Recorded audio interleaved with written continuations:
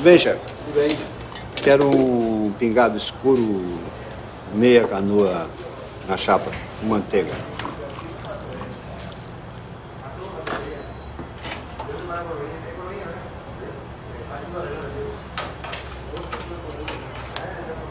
Pra mim, o senhor dá um otário de puí. O quê?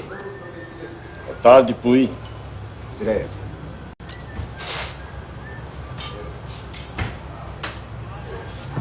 Tá funcionando aqui, chefe? Não. Obrigado. Que bairro é este? Campos Elíseos. Campos Elíseos. Conheço muito. É um bairro chique. Muito chique.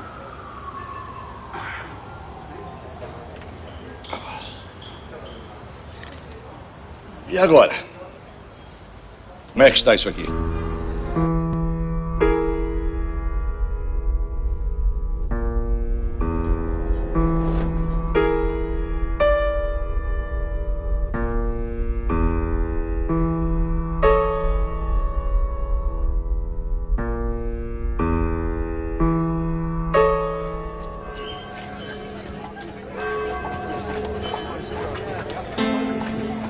Aproximadamente em 1860, dois engenheiros alemães, Frederico Gletsch e Victor Notman, compraram e lotearam uma região de chácaras próxima ao centro de São Paulo, com o objetivo de construir o primeiro bairro nobre da cidade. Essa chácara ficava na área chamada Campo Redondo, que é onde fica ali, onde hoje é Praça Princesa Isabel e arredores ali. Pois bem, eles compraram para fazer um loteamento de alto luxo, tá? Tanto é que deram o nome de nada menos do que Campos Elíseos para esse lugar, né? Quer dizer, eles integraram nesse nome o nome da avenida mais simbólica e mais aristocrática de Paris com o paraíso grego, o paraíso do mitológico grego eram os Campos Elíseos. Então, oferecia-se ali nada menos do que uma confluência entre a aristocrática Paris e o paraíso em terra. A região seria um bairro predominantemente residencial, para abrigar grupos da mais alta renda, principalmente a aristocracia do café, até então espalhada por diversos pontos da cidade. Esta ideia floresceu e o primeiro loteamento planejado de São Paulo surgiu quando estavam sendo implantadas na vizinhança as ferrovias da estrada de ferro São Paulo Railway.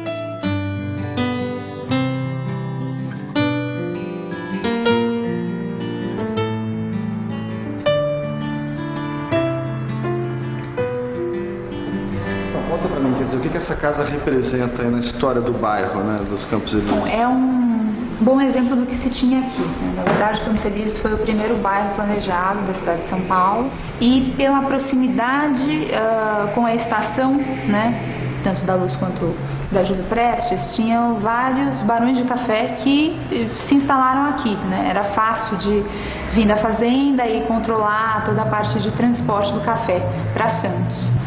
Então, muitos deles construíram casas aqui nesse bairro. Você tem aqui o Henrique Santos Dumont, que era o proprietário da casa, e o irmão dele, que todo mundo conhece, o Alberto.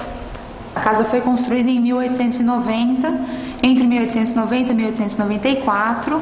Daí a família do Henrique vem morar aqui, né, e eles ficam aqui até 1925, quando o Henrique falece. Campos Elíseos tinha um traçado geométrico quase retangular.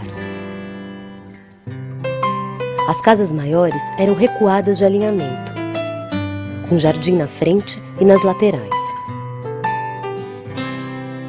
À esquerda ali, nós vamos ver a Estação da Luz e vamos ver o eixo ferroviário de São Paulo. E aqui desenvolve-se o bairro dos Campos Elíseos. O Palácio dos Campos Elíseos está aqui, sobreviveu. E nós vamos ver que as ruas são muito regulares e as construções são muito bem feitas. O acabamento é precioso. Os estilos eram variados, obedecendo ao gosto eclético e explorando as novas técnicas construtivas disponíveis. Em 20 anos, o bairro foi dotado de completa infraestrutura, com iluminação a gás, água, esgoto e pavimentação nas ruas. Famílias como Alves Lima, Souza Queiroz, Prado, Prates e Bueno moravam em casas com luxuosos vitrais e tetos pintados por artesãos italianos.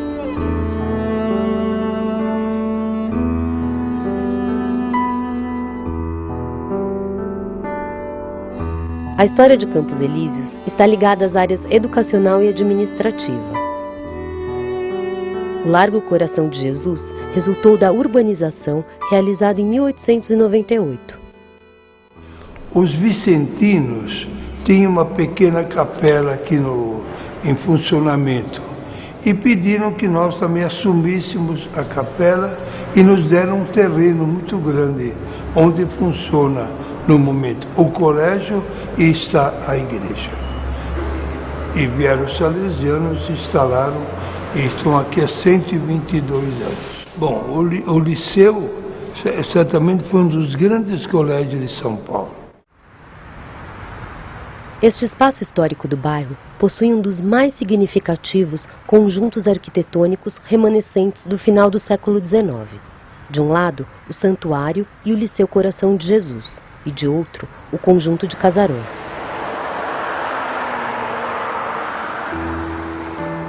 A elite de São Paulo vinha muito aqui, pela igreja, pelos casamentos, para rezar, frequentava a igreja, nas festas também vinham para isso. Era um jardim bonito. Agora, nós reformamos esse jardim 2 vezes. Agora, quem vai lá agora fica decepcionado. Não tem uma trave, não tem uma rede, não tem nada, porque destroem completamente.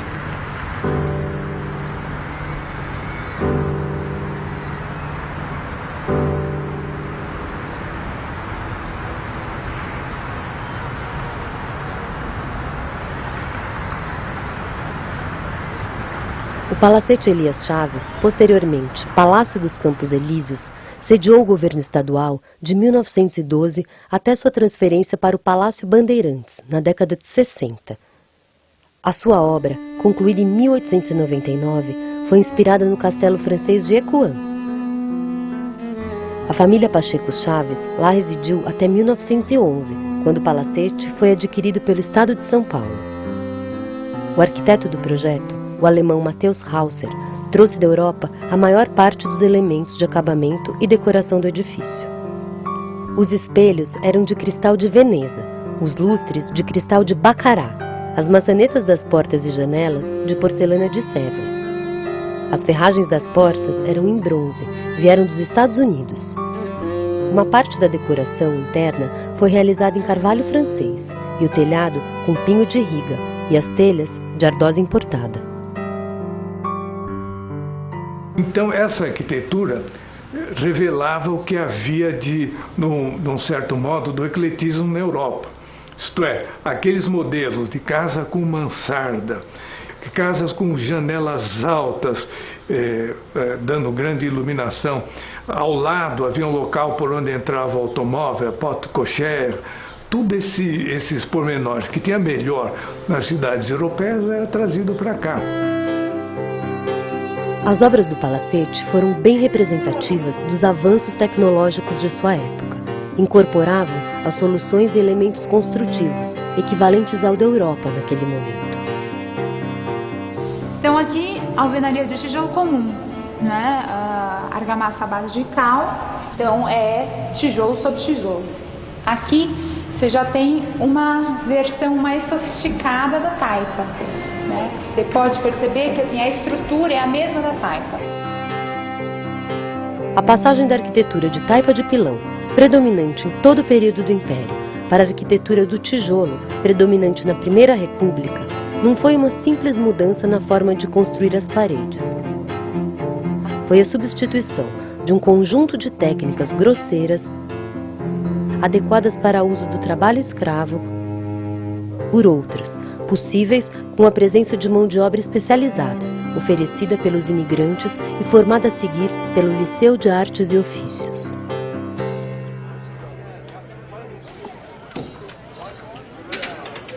Logo em seguida, o Campos Elíseos vai começar a sofrer concorrência dos bairros mais altos, né? A começar por isso aqui onde nós estamos, em Higienópolis. Acrescenta-se a isso o fato de que logo começa a Estrada de Ferro e a Estrada de Ferro passa muito perto dos Campos Elíseos. E a industrialização de São Paulo, que é o começo da industrialização. E a indústria se instala perto da Estrada de Ferro, né? Por questões logísticas. E os operários também, né? As vilas operárias se instalam perto. Quer dizer que aquele bairro que era para ser exclusivo dos ricos começa a ter a proximidade dos pobres. Em 1929, devido à quebra da Bolsa de Valores de Nova York, os preços do café no mercado internacional despencaram, afetando enormemente a economia cafeeira do Brasil. Com essa crise, muitos casarões do bairro foram vendidos ou transformados em hotéis e hospedarias. Eu vi casos de pessoas que tiveram que alugar o seu casarão e ir morar nas edículas, dispensando os empregados. Porque foi um choque tremendo, né? E muita gente perdeu propriedades e tudo mais.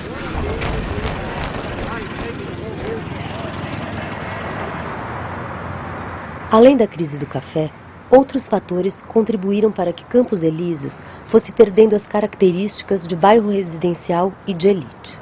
A inauguração da estação ferroviária Júlio Prestes, construída pela Estrada de Ferro Sorocabana no período de 1926 até 1938, aumentou significativamente a movimentação de pessoas, táxis e cargas. Hotéis, pensões e outros tipos de serviço surgiram para atender essa dinâmica crescente, intensificada com a inauguração da estação rodoviária em 1961. Olha, uma estação rodoviária traz uma movimentação, um trânsito de pessoas e veículos que é um fator de decadência. Ninguém quer morar vizinho a uma rodoviária, né? Amigo, eu cheguei aqui, eu já andava, em 52, eu já andava aqui, andava por aqui. Mas não tinha casado, estava solteiro, né? Agora, quer dizer, eu andava por aqui, arranjei uma namorada. Em 53, eu casei com a minha senhora. Aí eu comprei aqui em 1954. No dia de hoje. Dia de hoje, é o dia de hoje. Eu comprei aqui. Olha, faz hoje 53 anos. Mas a rodoviária não empata, né? Porque a rodoviária se ficasse, pode ser que até fosse melhor. A rodoviária, pode ser que fosse melhor. Mas tiraram a rodoviária, aí ficou esses casarões, né? Tudo vazio, tudo isso, todo mundo expulsa. Um fugiu para um lado, fugiu para o outro, ficou estas horas. A cidade se expande, né? Isso é um processo que vem vindo, né, ao longo do século XX. A cidade se expande, o centro encosta ali, né? Ele fica muito perto de regiões que sofrem um processo de decadência, né?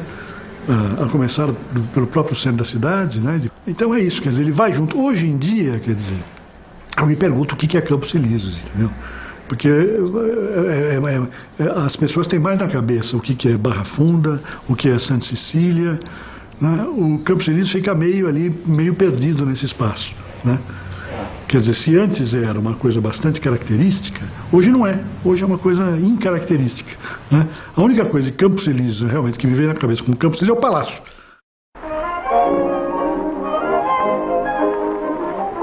Mas muitas coisas ainda iriam acontecer em Campos Elíseos.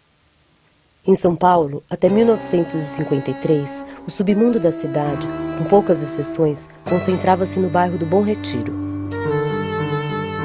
Com o fechamento da chamada Zona, a prostituição foi se deslocando para o bairro de Campos Elíseos e se fixando na área circunscrita pelas ruas e avenidas Timbiras, São João, Praça Júlio Mesquita, Barão de Limeira, Duque de Caxias, Largo General Osório e Rua dos Protestantes. Essa região ficou conhecida como Boca do Lixo, ou Quadrilátero do Pecado. Tinha o restaurante Tabu, na Rua Vitória, que era um ponto de encontro de prostitutas, policiais, cafetões, jornalistas, tudo. Só que era um ambiente realmente de muito respeito. Contraditoriamente, não tinha problema nenhum naquele lugar. E muita gente gostava de dar uma espiadinha lá, olhar, ver como era aquilo. Seria o nosso bafom, né? Seria o nosso reconhecimento oficial de uma área da cidade onde a escória, a marginalidade e os curiosos frequentavam.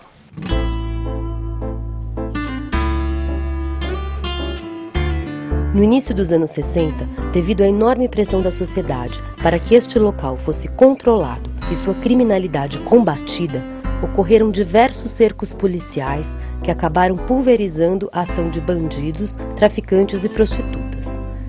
Ela teve uma sobrevida por causa da estação rodoviária, então tudo isso alimentou ainda a Boca por muito tempo. Mas paulatinamente, a partir do final dos anos 70, começa esse êxodo da Boca do Lixo. Mas, como era um problema social crônico, que obviamente escapa da limitação da esfera policial, a Boca não acabou. Aliás, a Boca não acabou nunca. Mulher estranha, onde foi que eu te vi, onde me viste? No começo dos anos 70, uma nascente e promissora indústria cinematográfica começou a dar os seus primeiros passos na região, agitando mais uma vez o adormecido bairro. O cinema se instalou nos anos 50, lá na Rua do Triunfo, lá na região, lá perto da Rua dos Gusmões, da Rua Aurora, naquele quadrilátero, né? Quadrilátero da Boca. Pela proximidade, na verdade, com as estações, tanto as estações ferroviárias quanto a estação rodoviária, que ficava bem próximo. Até durante praticamente 3 décadas, São Paulo foi o grande fluxo, né, de distribuição dos filmes para o Brasil inteiro. De 1970 a 1980, foram produzidos 90 filmes nacionais por ano, e aproximadamente 40% desse total vinham da Boca. Se você tinha um desejo, tinha uma ideia, eu queria produzir um filme, você, às vezes, aquilo surgia numa conversa no Bar Soberano.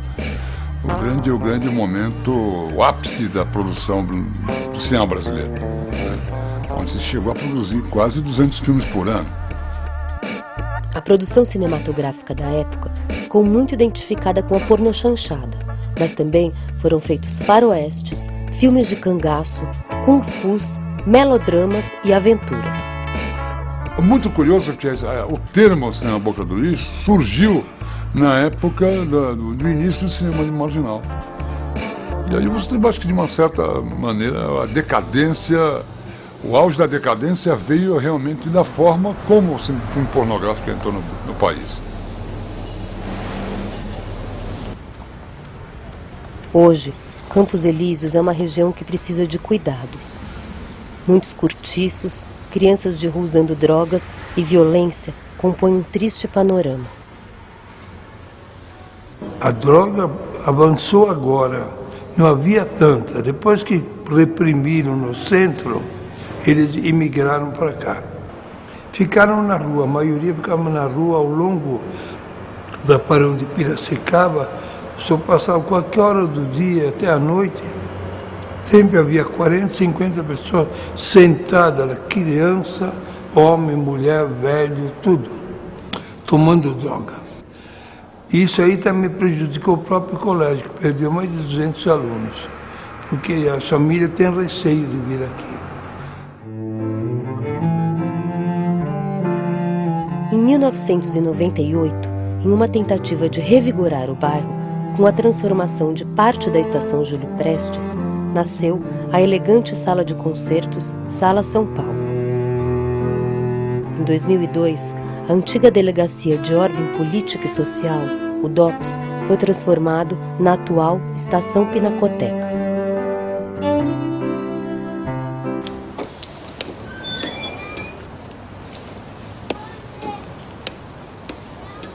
Pode soltar. Quem conhece?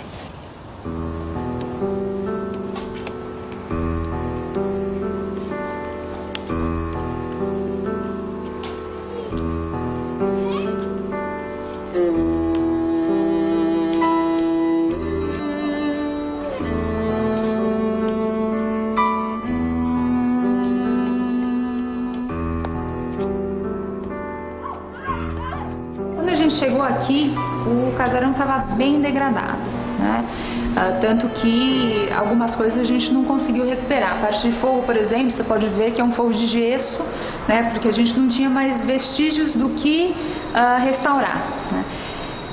Ao contrário, outras partes da casa estavam em estado quase perfeito. Uma delas é essa parte de piso de ladrilho hidráulico. Agora a gente conseguiu fazer uma parceria para recuperar essas pinturas, junto com um programa de capacitação de 15 jovens carentes, né, que estão sendo treinados aqui para fazer essa parte do restauro. Não é que se proíbe, não, e nem precisa fazer tombamento. Você faz a chamada listagem, que é muito melhor que tombamento, pela qual o poder público arruma financiamento para o indivíduo que quer preservar o seu imóvel. Não é que o cara vai ficar desesperado, isso é uma fortuna, não. Ele tem assistência do arquiteto do serviço público e tem financiamento, quer dizer, assim como financia um casa própria, financia um cara que vai restaurar a sua casa. Então o indivíduo fica no paraíso, porque ele vai morar no bairro que ele gosta, que tem a sua ambientação, tem o bar onde ele toma o seu vinho lá, entardecer, tem a igreja que ele frequenta, a escola que a criança... Enfim, ele tem o seu pequeno mundo. Esse é preservado.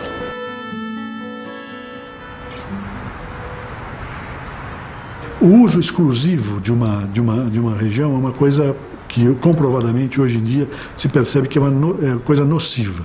Se você tem um uso exclusivamente residencial ou exclusivamente comercial para uma região, se tem um uso exclusivamente comercial, é o problema do centro de São Paulo. Quer dizer, ele é abandonado a partir das 6 horas da tarde, até as 7 horas da manhã, 8 horas da manhã do dia seguinte. Quer dizer, vira uma terra de ninguém, propícia à criminalidade, uma série de coisas. É curioso como a gente chama de decadência, às vezes, só porque os pobres é que começam a... Não é necessariamente decadência, né? O que acontece é que os pobres que têm menos poder de demanda dos serviços públicos. Mas não é por causa da presença dos pobres. A presença dos pobres muda a característica do bairro, mas não necessariamente se deveria chamar de decadente, né? Mas acontece simultaneamente uma decadência dos espaços públicos desses lugares. Então, acho que o próximo passo será esse, quer dizer, do centro congregar outras funções. Quer dizer, o que dá vida para um espaço urbano é a diversidade de funções, porque na hora que tem a diversidade, você tem uma garantia de presença de usuários ao longo do dia inteiro, de pessoas circulando para tomar um café, para almoçar, para ir comprar um livro, para fazer coisas na cidade, na rua, né? E eu acho que esses bairros vão acabar recebendo os ecos positivos de uma nova função para o centro, porque eles vão ser o lugar da moradia, eles vão ser bairros que vão ser demandados.